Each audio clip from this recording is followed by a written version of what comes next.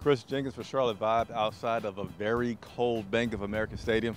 Normally I'm on the field, but if you saw the last video and looked in behind me, you see the field was getting a little tore up from the ACC championship game. So David Tepper reached deep down into those billionaire pockets and he's getting a new turf put on the field today. So I had to be here outside of the South Gate. So as always, I'd like to start with the injury report.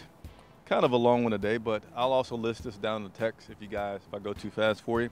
But your did not participate in practice list goes as follows. Ryan Khalil rest, Amina Satulale knee, Mike Adams rest, Julius Peppers rest, Trey Turner is next, Thomas Davis getting rest, and Colin Jones due to an illness. Now the next group has an interesting feature, and I'll see if you catch it as I go through it. Limited participation in practice was Cam Newton, right shoulder, Torrey Smith knee, Christian McCaffrey rest, Brendan Mann concussion. Get it? All right, so the two interesting ones from there. Christian McCaffrey, the second-year running back, getting some limited participation in practice to have some rest. Now, nobody talked about this much today, but you know, I wouldn't say we all, but I definitely had concerns about running this guy into the ground, And I would say today's an indication that the coaches, knowing that they don't have depth for the kind of guy that Christian McCaffrey is, the kind of back that he is, gave him some rest today. And the other one that was interesting and unfortunate is Brendan got a concussion, and likely that took place during practice today as he was inactive for the game on Sunday. And that concludes the injury report for today. So it was a completely full room in the media today, and obviously you're going to say it was to see Cam Newton and hear him talk about his shoulder.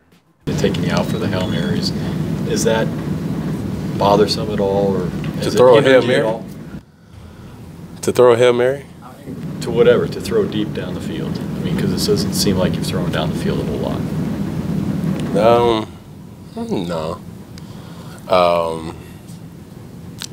And at the end of the day,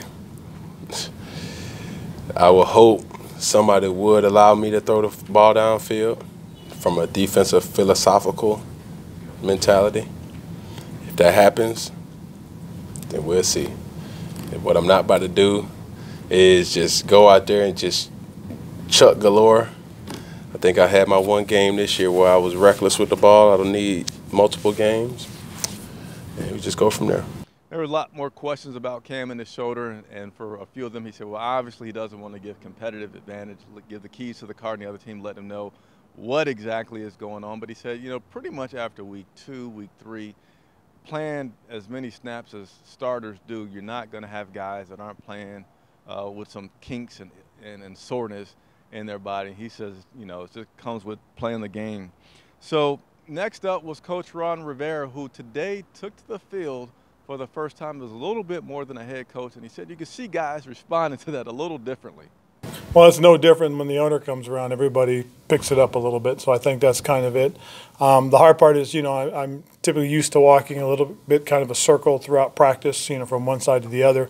For the most part, I stayed on one side of the field, and in particular, I was hanging around with the defensive backs an awful lot today. So it was different. It was a little exciting. They wanted me to run around a little bit more, but I got my own pace. They got to understand that I'm not like as spry as I used to be.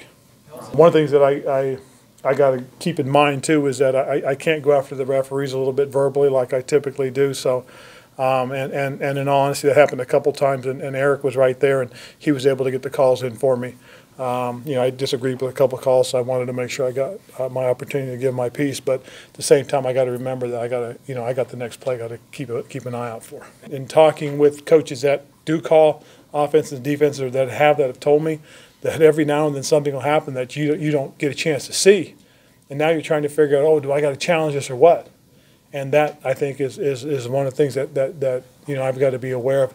I got to make sure that the coaches that I have up in the box are aware, and so that they're paying attention too, that if we have to, they can tell me one way or the other. All right, for several reasons, that's going to wrap me up. Number one, I'm freezing out here, but I got to give you guys the coverage that you need. And also, let me say this, Cat Chronicles, you had some questions for Kawan Short. I did not make it to the locker room in time to answer them.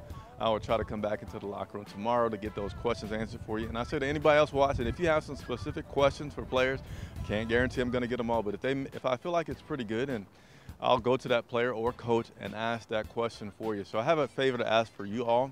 Help me reach 3,000 subscribers. If you're still watching, means you probably kind of like what's going on, so I'd appreciate it if you subscribe.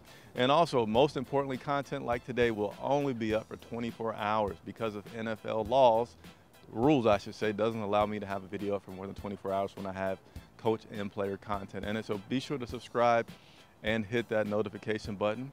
Like to hear from you below with your comments. I will do my best to respond to every last one of them. I'm Chris Jenkins from Bank of America Stadium for Charlotte Vibe.